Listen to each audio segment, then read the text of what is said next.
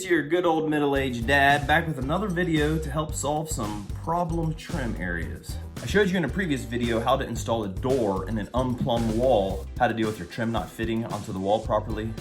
In this video, I'll show you how to get nice tight corners in the trim so it just looks like a professional carpenter installed it. It's a piece of cake if you follow my tips. I've got a video on what to do if you're trying to install a door in a wall that is not plumb. So that way your door is hanging straight. It won't swing open, it won't swing closed on you.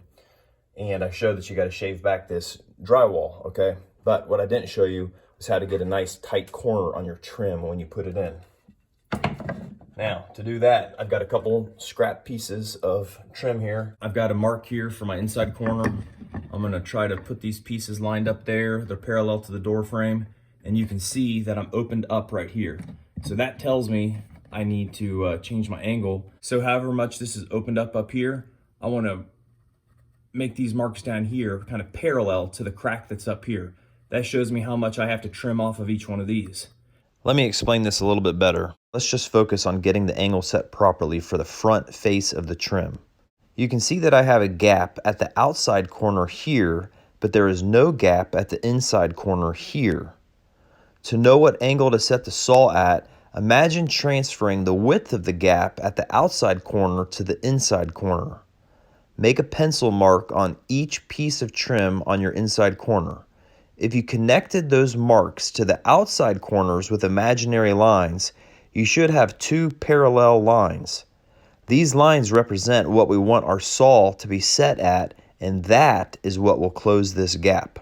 All right, now let's look at closing the gap on the side face of the trim. Now, if you look up here, you'll see that this is opened up quite a bit up here. So what I want to do is I want to make marks that are parallel to this opening here to my front. And that's going to tell me how much I need to close up that gap. When I look at this up on top, my gap was like this.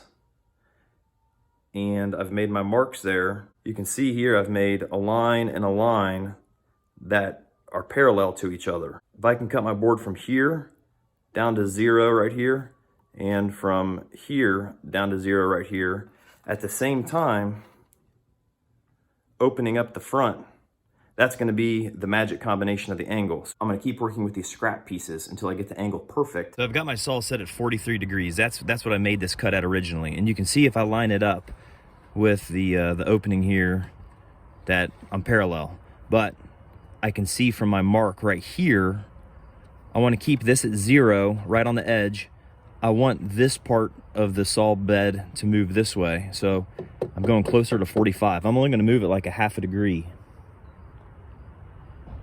When I do that, now when I look down on this, I can see I'm right lined up with the edge of this. So I think that my degree this way is good. Now, the next degree I have to worry about is I need to come over to this mark here, and I want it to go down to 0. So I'm gonna have to tip the saw blade this way. So let's work on that. I'm gonna set it at 5 degrees to start with.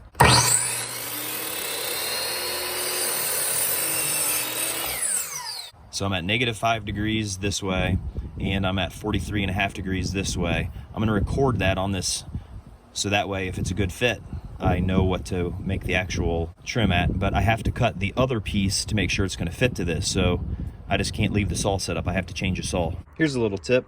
If your saw will not tilt both ways, like this saw right here, it'll only tilt to the left, and I need to have it tilted for this compound miter I have to make. What you can do is use a shim. This pencil works just perfect.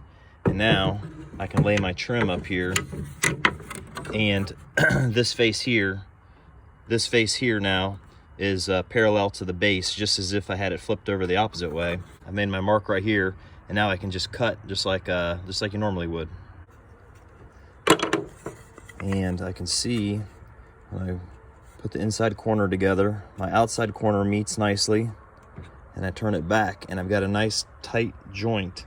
So I want to go inside and see if this is going to fit on the door frame. You can see I got a nice tight inside corner. Up here, I got a nice tight corner, so that's perfect. I'm really happy with that. We will move forward with that setup. I've got the side casing nailed. One nail here, one nail over here to keep it tight at the top, but look, You know this wall's messed up, so that's why I got gaps here. Don't nail down these yet. We want some flexibility up at the top when we're fitting up our top piece. So let's fit the top piece. A little bit of glue.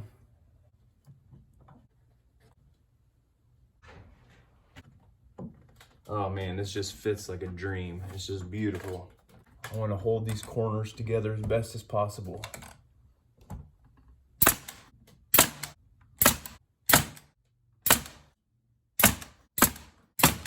Now we want to start dealing with these guys. I'm going to go ahead and make sure this is tight to the wall and put a second nail in up here.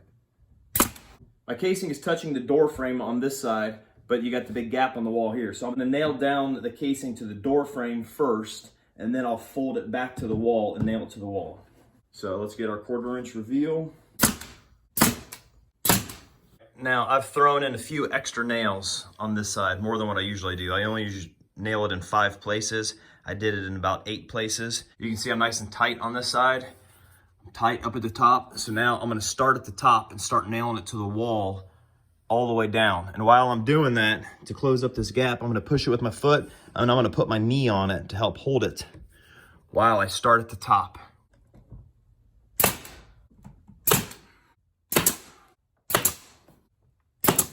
All right, now I got nice tight trim to the wall into the door frame, and I got a closed corner at the top.